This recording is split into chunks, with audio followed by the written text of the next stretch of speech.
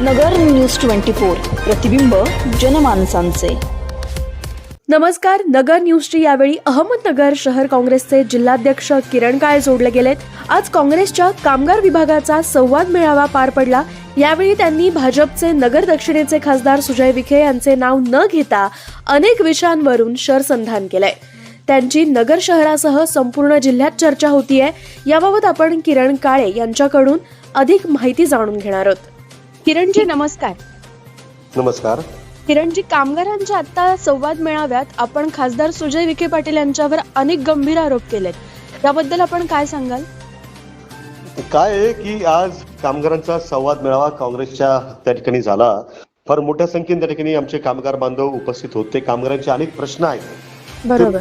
तर आमचे अडकलेत सगळे कामगारांचे ते महसूल विभागाच्या त्या ठिकाणी दप्तर दिरंगाईमुळे आणि काही लोकांना पाठीशी घालण्याचा जो प्रयत्न सातत्यानं महसूल विभागाच्या वतीने केला जातो। जिल्ह्याचे पालकमंत्री महसूल विभागाचे मंत्री आहेत आणि ते याच जिल्ह्याचे आहेत।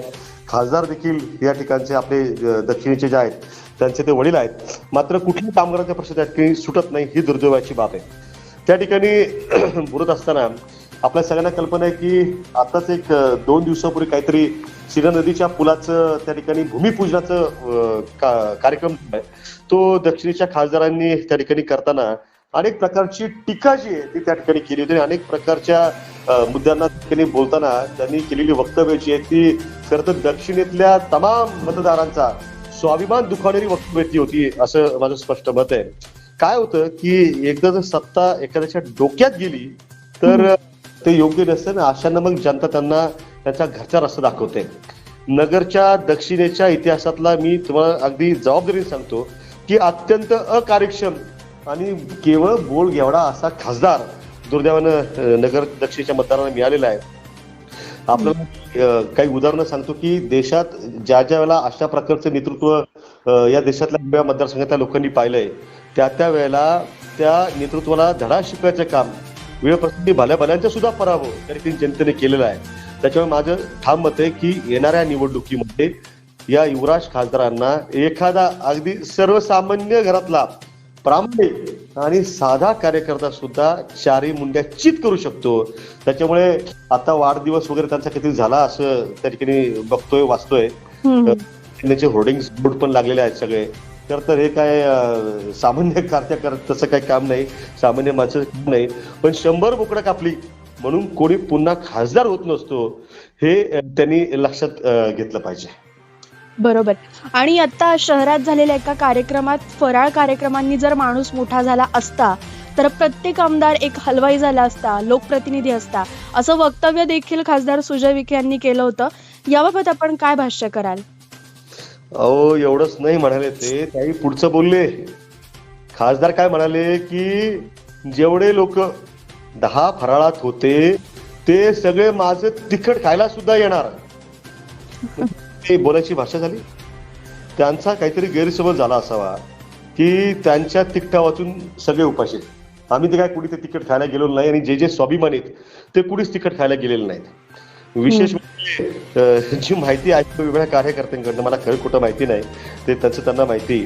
पण 100-1 बोकडं काहीतरी कापली होती म्हणून त्याच्यातलं जे 50-60 बोकडाचे मटण फेकून द्यावं लागलं। विशेष म्हणजे भाजपचे जे मूळ कार्यकर्ते आहेत त्यांनी त्यांच्या निमंत्रणाला प्रतिसाद दिलेला नाही। मला या निमित्तानं त्यांना सांगायचंय, त्यांनी एक लक्षात ठेवावं की माणूस हा फराळानं किंवा बोकडं खाऊ घातून मोठा होत नसतो, तो जनतेची सेवा केल्यानं, विकास कामं केल्यानं मोठा होत असतो। याच्यावरती माझा विश्वास आहे। जिल्हा आयुष रुग्णालयाची काँग्रेसने इन कॅमेरा पोलखोल केल्यावरून खासदार विखे यांनी तुमच्यावर जाहीररित्या टीका केली होती। या टीकेकडे तुम्ही कसं पाहाल? मुळामध्ये त्यांनी माझ्यासारख्या एका सामान्य कार्यकर्त्याची टीका करण्याऐवजी त्या ठिकाणी मागणी काय केली आम्ही की तुम्ही देशाच्या पंतप्रधानांच्या हस्ते लोकार्पण केलं मागच्या 26 ऑक्टोबरला शिर्डीच्या पंतप्रधानांच्या दौऱ्यामध्ये। अहो, पण 26 ऑक्टोबर झाले, आज तारीख 25 नोव्हेंबर आहे, 1 महिना झाला। तुम्ही ते सुरू करा ना। तुम्हाला काय तुम्ही निळवंड्याच्या पाण्याचा प्रश्न सगळ्यांना माहिती आहे। निळवंड्याच्या धरणाच्या उभारणीमध्ये त्या ठिकाणी बाळासाहेब थोरात साहेब यांचा किती मोठा सिंहाचा वाटा आहे हे संबंध जिल्ह्याला महाराष्ट्राला सुद्धा माहिती आहे। यांनी जो उद्घाटनाचा लॉन्चिंगचा कार्यक्रम केला एक प्रोटोकॉल असतो शासनामध्ये, प्रशासनामध्ये, की त्या ठिकाणी सगळ्यांना बोलायचं असतं आमदारांना. ते संगमनेरचे लोकप्रतिनिधी आहेत, त्यांना नाही. म्हणून काय ते तुम्हाला काय श्रेय घेतलं ते श्रेय घ्या, पण सर्वसामान्य जो गोरगरीब माणूस आहे त्याला त्या आयुष हॉस्पिटलमध्ये जी काही सुविधा मिळायला पाहिजे त्यासाठी तो बातमी वाचून येतो की लोकार्पण झालंय, त्या ठिकाणी सोयी सुविधा उपलब्ध आहे. तो येतो, त्याचा भ्रमनिराश होतो, त्याला त्या ठिकाणी कुलूप दिसतं, त्या ठिकाणी त्याला काही सुविधा मिळत नाही. त्यामुळे पोलखोल केली होती आणि त्याचा त्यांना जर त्या ठिकाणी राग आला असेल तर तो त्यांना लखलाप. मात्र आम्ही आमच्या मागणीवरती ठाम आहोत की जिल्हा आयुष रुग्णालय तुम्ही जर लोकार्पण देशाच्या पंतप्रधानांच्या हस्ते केलं आहे तर ते तुम्ही त्या ठिकाणी त्याचं खऱ्या अर्थाने लोकार्पण लोकांच्या सुविधेसाठी उपलब्ध करून देत केलं पाहिजे. याला जोडून आणखी एका मुद्द्याकडे मला तुमचं लक्ष वेधायचं की जे मी मेळाव्यात सुद्धा भाषण करताना बोललो की त्यांनी एक स्टेटमेंट केलं होतं की नगर शहरातली दहशत संपवण्यासाठी मला खासदार करा. मात्र एक खेदानं सांगावं लागतं की ज्यांच्या विरोधात तुम्ही बोललात दहशत संपवण्यासाठी त्याच दहशत करणाऱ्यांच्या मांडीला मांडी लावून तुम्ही आहात निवडणुकीत सेटिंग करून तुम्ही नगर शहराच्या आणि नगर दक्षिणच्या मायबाप मतदारांना फसवायचं काम केलं. प्रामाणिकपणानं ज्या दिवंगत अनिल भैया राठोड यांनी तुमचं काम केलं त्यांना सुद्धा तुम्ही फसवलं. दक्षिणेतल्या नेत्यांच्या 30 वर्षांच्या कामाचा तुम्ही हिशोब मागताय. नगर दक्षिणेवरती एखादा उत्तरेतला नेता येऊन जो इथल्या मतदारांच्या जीवावरती खासदार झाला आहे तो जर अशा प्रकारे बोलणार असेल तर आमच्या दक्षिणेतल्या मतदारांची अस्मिता जी आहे त्याला छेडण्याचं काम, डिवासण्याचं काम आपण करू नये असं माझं खासदार मोदयांना त्या ठिकाणी आव्हान आहे.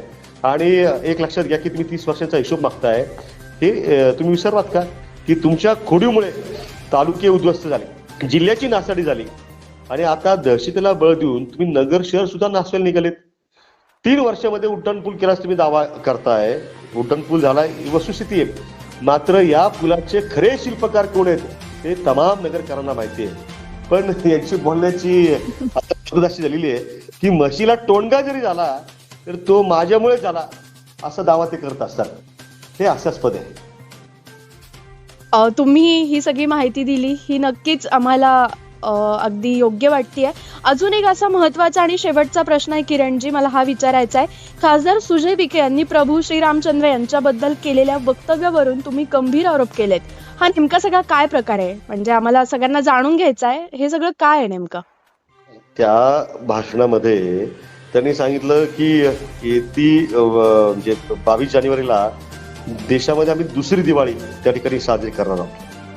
आता दिवाळी सणाबद्दल आमच्या सगळ्यांच्याच भावना ज्या आहेत त्या अत्यंत उत्साहाच्या एका जे सणाच्या आहेत सगळ्या, त्याचं काही दुमत नाही. परंतु माझं त्या ठिकाणी तुम्हाला मी सांगतो ते काय बोलले तुम्ही बारकाईने जर ऐकलं असेल तुमच्या लक्षात येईल की यावेळेला 22 जानेवारीला ही दुसरी दिवाळी साजरी होत असताना प्रभू श्रीराम आपला कित्येक वर्षांचा वनवास संपवून प्रधानमंत्री यांच्या हस्ते परत अयोध्येला येतील. काय म्हटले की प्रधानमंत्री यांच्या हस्ते प्रभू श्रीराम परत अयोध्येला येतील. वाटतं की खासदार मोदयांची जीभ त्या ठिकाणी घसरलेली आहे. प्रभू श्रीरामांचा वनवास संपवण्या इतके या देशाचे पंतप्रधान असो किंवा अन्य कुणीही या भूतलावरची व्यक्ती असो ती काही एवढी मोठी झालेली नाही आहे.